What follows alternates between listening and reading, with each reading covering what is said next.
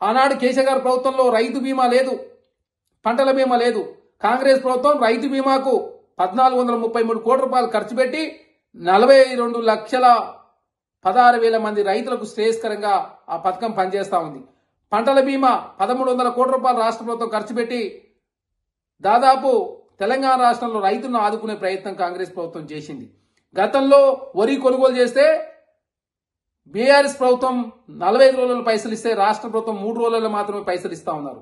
గతంలో కింటాకు తరుగు పేరు మీద 7 నుంచి 10 కిలోలు తీస్తే తరగనే ప్రసక్తి లేకుండా రాష్ట్ర ప్రభుత్వం వడ్లు కొనుగోలు చేస్తూ ఉంది.